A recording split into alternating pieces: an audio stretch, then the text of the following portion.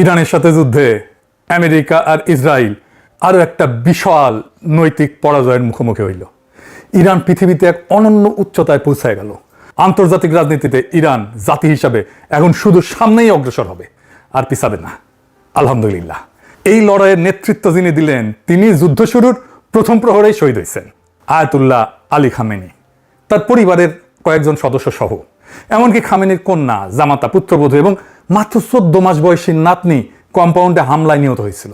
যে ইরান ধ্বংস হয়ে যাবে বলে যারা ভবিষ্যৎবাণী করছিল, যারা বলছিল ইরানকে প্রস্তর যুগে ফেরত দেবে, তাদের মুখে ছাই দিয়া আজকা তেহরান থেকে আসা সবচেয়ে হৃদয় বিদারক ছবিটা দিয়া শুরু করি। সেটা কালো কাপড়ে ঢাকা লক্ষ লক্ষ শোকার্ত মানুষের সমুদ্র না, রাষ্ট্রের ওই বিশাল স্থাপত্যও না।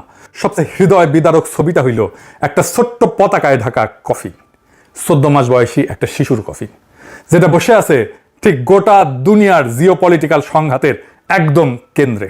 আন্তর্জাতিক মিডিয়া যখন আয়াতুল্লাহ আলী খামেনির বিশাল রাষ্ট্রীয় জানাজার সুদূর প্রসারী রাজনৈতিক তাৎপর্য নিয়ে ব্যস্ত, গ্র্যান্ড মোসাল্লার ভেতরে হাজার হাজার মানুষ তখন কাঁদতেছে মঞ্চের ওই সবচেয়ে ছোট্ট কফিনটা নিয়ে।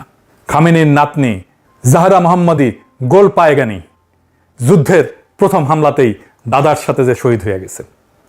ইরান ইচ্ছাকৃতভাবে এই মানবিক বিপর্যয়টাকে দুনিয়ার সামনে সম্প্রচার করছে, একটা অকল্পনীয় পারিবারিক ট্র্যাজেডিকে তারা রূপান্তরিত করছে এক প্রতিরোধের এক অনমনীয় মনস্তাত্ত্বিক অস্ত্রে।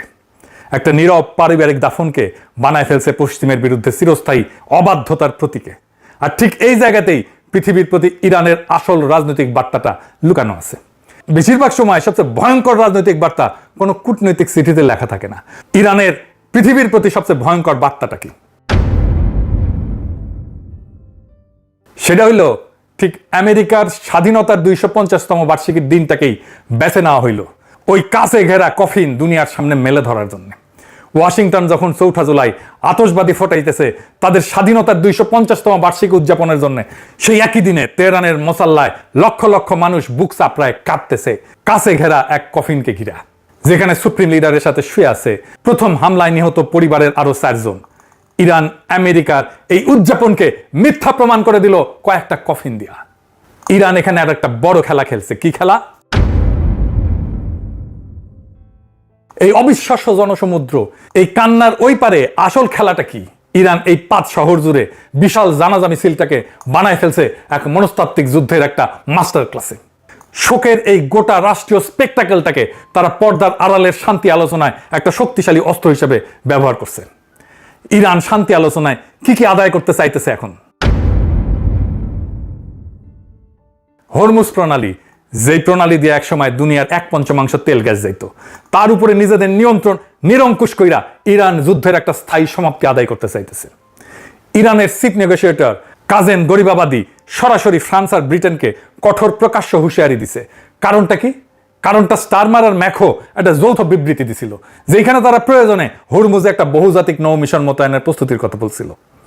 গরিবাবাদীর জবাব হরমুজের নিরাপত্তা উপকূলীয় রাষ্ট্রগুলোর হাতে।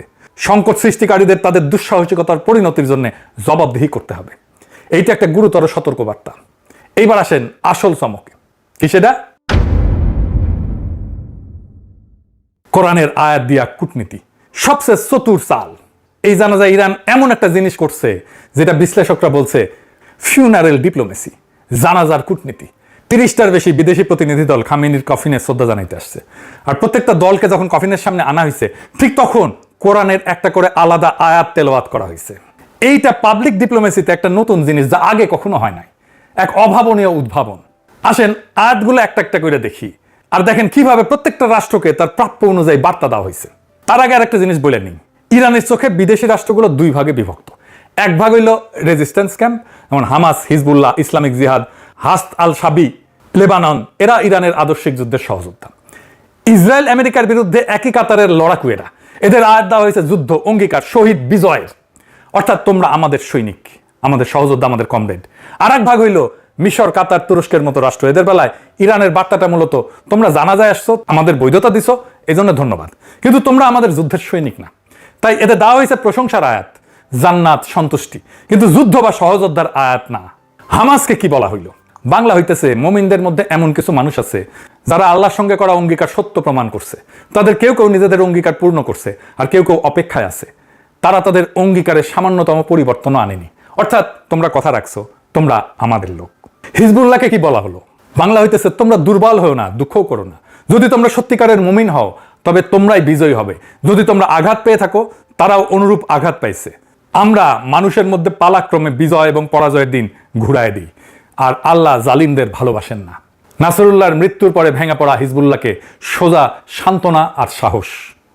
ফিলিস্তিনি ইসলামিক জিহাদকে বলা হইল সূরা আল ফাতের আয়াত। বাংলা হইতেছে, যাতে আল্লাহ তোমার অতীত এবং ভবিষ্যতের ত্রুটি ক্ষমা করেন এবং আল্লাহ তোমাকে এক মহাবিজয়ের সাহায্য দান করেন। সুস্পষ্ট বিজয়ের বার্তা। সিনকে দেওয়া হইল আর এক আয়াত। বাংলা হইতেছে, আল্লাহ এটি করেছেন শুধু তোমাদের জন্য সুসংবাদ হিসাবে এবং তোমাদের হৃদয়কে আশ্বস্ত করার জন্য, আর বিজয় তো কেবল আল্লাহর পক্ষ থেকেই আসে। একটা ইতিবাচক বন্ধুত্বপূর্ণ আয়াত। ইরাকের হাসদ আল শাবি বা পিএমইউ বাহিনীকে বলা হলো, যারা আল্লাহর পথে শহীদ হয়েছে তাদের মৃত বলো না, বরং তারা জীবিত, কিন্তু তোমরা তা উপলব্ধি করতে পারো না। শহীদে মৃত্যুর আয়াত। আর এবার সবচেয়ে আলোচিত এবং সবচেয়ে ধারালো আয়াতটা সৌদি আরবকে। যখন সৌদি প্রতিনিধি দল কফিনের সামনে আসলো, তখন পড়া হলো সূরা আল ইমরানের 13 নম্বর আয়াত, বদর যুদ্ধের আয়াত। রিটা সাহেব শোনান। قد كان لكم آية في فئتين التقتا فئة تقاتل في سبيل الله وأخرى كافرة يرونهم مثليهم رأي العين والله يؤيد بنصره من يشاء। নিশ্চয়ই তোমাদের জন্য শিক্ষা ছিল সেই দুই বাহিনীর মধ্যে যারা যুদ্ধে মুখোমুখি হয়েছিল। একদল আল্লাহর পথে যুদ্ধ করছিল আর অন্য দল ছিল অবিশ্বাসী। নিশ্চয়ই এতে অন্তর্দৃষ্টি সম্পন্ন মানুষের জন্য শিক্ষা রয়েছে। ভয়ঙ্কর খোঁচা। বদর যুদ্ধ, যেখানে ছোট্ট একটা মুসলিম বাহিনী বিশাল শত্রুকে হারাই দিছিল, আর বদর হয়েছিল আজকে সৌদি আরবের মাটিতেই। সৌদি আরব যুদ্ধের সময় আমেরিকাকে নিজের ভূখণ্ড ব্যবহার করতে দিয়েছিল, কিন্তু ইরান ছোট বাহিনী হয়েও বিজয় অর্জন করলো। বদর যুদ্ধের সাথে নিজেকে অ্যালাইন করলো ইরান। কাতারকে দেওয়া হইল ইসলামিক জিহাদের মতোই সেই আল ফাতার আয়াত, যাতে আল্লাহ তোমার অতীত ও ভবিষ্যতের ত্রুটি ক্ষমা করেন, আল্লাহ তোমাকে এক মহাবিজয়ের সাহায্য দান করেন। তবে কাতারের বেলায় এর মানে নরম, কারণ কাতার মধ্যস্থতাকারী। সমর্থনের জন্য ধন্যবাদ। তুরস্ককে বলা হইল, আল্লাহ তাদের মর্যাদা বাড়িয়ে দিয়েছেন, যারা নিজেদের সম্পদ এবং জীবন দিয়ে সংগ্রাম করে তাদের তুলনায় যারা ঘরে বসে থাকে। আঙ্কারা ঘরে বসে থেকে সতর্ক ভূমিকা নিয়েছিল, সেই দিকেই ইঙ্গিত দিছে ইরান। পাকিস্তানে দেওয়া হইল সূরা আল ইসারার আয়াত, হে আমার রব, আমাকে সম্মানের সঙ্গে প্রবেশ করান এবং সম্মানের সঙ্গে বের করে আনেন, আর আপনার পক্ষ থেকে আমাকে সহায়ক কর্তৃত্ব দান করেন। সততা আর বৈধ কর্তৃত্বের জন্য দোয়া, সহায়তার জন্য দোয়া। আর মিশরকে বলা হইল, তাদের প্রতিদান তাদের রবের কাছে হবে চিরস্থায়ী জান্নাত, যার নিজ দিয়ে নদী প্রবাহিত। আল্লাহ তাদের প্রতি সন্তুষ্ট, আর তারাও আল্লাহর প্রতি সন্তুষ্ট। খেয়াল করেন, হামাস হিজবুল্লাহকে যেমন যুদ্ধ আর সহযোদ্ধার আয়াত দেওয়া হইল, মিশরকে সেটা দেওয়া হইল না। বার্তাটা পরিষ্কার, তুমি আসছো ধন্যবাদ, তুমি বন্ধু, কিন্তু তুমি আমাদের যুদ্ধের সৈনিক না। দেখলেন তো, একটাও শব্দ আনুষ্ঠানিক বিবৃতিতে বলা হয়নি, অথচ পুরো একটা কূটনৈতিক বার্তা। কে বন্ধু, কে সন্দেহভাজন, কে বেঈমান, সব বলে দেওয়া হইল শুধু কোরআনের আয়াত দিয়া। এটা সাইকোলজিক্যাল ওয়ারফেয়ারের মাস্টার ক্লাস। আর কি হইল? নতুন নেতৃত্বের অভিষেক। এই জানাজা সপ্তাহ ইরানের জন্য শুধু একটা শোক না, এটা একটা বার্তা। নেতাকে শহীদ করা যায়, কিন্তু নেতৃত্বের ধারা থামানো যায় না। খামেনিকে শহীদ করার এক সপ্তাহের মধ্যে 8ই March assembly of experts Ayatollah Mustafa খামেনিকে নতুন সুপ্রিম লিডার নিযুক্ত করে। শত্রুপক্ষ ভাবছিল মাথা কাইটে ফেললে গোটা শরীর ভেঙে পড়বে, বিশৃঙ্খলা নামবে, ব্যবস্থা ধসে যাবে, কিন্তু হইল তার উল্টা। উত্তরাধিকারে তো মসৃণভাবে হাত বদল হইল যে বাইরের কেউ টেরি পাইল না। আর মোস্তফা এই জানাজায় উপস্থিত ছিলেন না। এই অনুপস্থিতিটাই এখানে শক্তির লক্ষণ। কিরকম? নতুন সর্বোচ্চ নেতা প্রকাশ্যে আসতেছেন না, নিরাপত্তা চাদরের আড়ালে থাকতেছেন, কারণ ইরান আর কোনো ভুল করবে না, শত্রুকে আর একটা টার্গেট দেবে না। এটা দুর্বলতা না, এটা শেখা কৌশল। যে জাতি প্রথম হামলায় তার নেতাকে হারাইছে, সে জাতি এখন প্রত্যেকটা পদক্ষেপ হিসাব করে ফেলতেছে। আর এই জানাজার আসল শক্তি ব্যক্তিতে না, জনতায়। লক্ষ লক্ষ মানুষ, কোটি কোটি মানুষ যখন রাস্তায় নামে, 100-র বেশি দেশ যখন প্রতিনিধি পাঠায়, তখন সেটা প্রমাণ করে আমেরিকা ইসরায়েল যত ইরানকে এক ঘরে করতে চাক, ইরান এক ঘরে হয়নি। শোককে এখানে বদলে দেওয়া হয়েছে ঐক্যের এক বিশাল প্রদর্শনীতে। এটাই বিপ্লবের ধারাবাহিকতা। একজন নেতা মাটির নিচে যান আর একজন উঠে দাঁড়ান, আর জনতা পেছনে অটল থাকে। এইবার আসি আমাদের নিজেদের কথায়। ইরানের এই বিজয়, যেটা আর একটা মহাকাব্য, এটা দূরের কোনো খবর না, এটা আমাদের জন্য একটা শিক্ষা।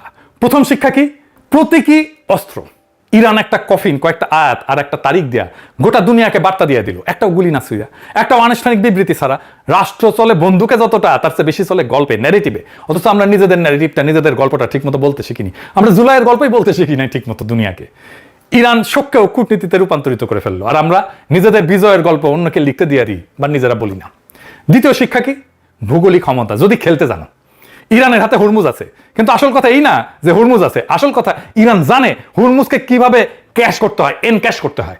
ভূগোল সবার হাতেই থাকে। লিভারেজে রূপান্তর করতে জানে গুটি কয়েক রাষ্ট্র।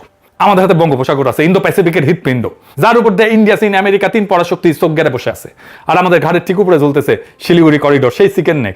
দিল্লি এই চিকেন নেক নিয়ে রাতে ঘুমাইতে পারে না, আর আমরা এই কাঠটা হাতে নিয়ে বছরের বছর ঘুমাই আছি। আমরাই ঘুমাই আছি। ইন্ডিয়ার সাথে টেবিলে বসার সময় মেরুদণ্ড সোজা রাখতে পারতাম। তারা জানতো আমরা তার পথের মারায় যাওয়া গাড়ি চানা। আমরাও একটা ফ্যাক্টর, আমাদেরকে গুনতে হবে। আমাদের হাতে চিকেন নেক আছে। আর আরেকটা জায়গায় ইরানের সবচেয়ে বড় শিক্ষা আছে, সেটা কি? স্বল্প বাজেটেও বড় শক্তিকে ভয় দেখানো যায়। ইরান দামি যুদ্ধ বিমান, রণতরী এর পিছনে ছোটেনি।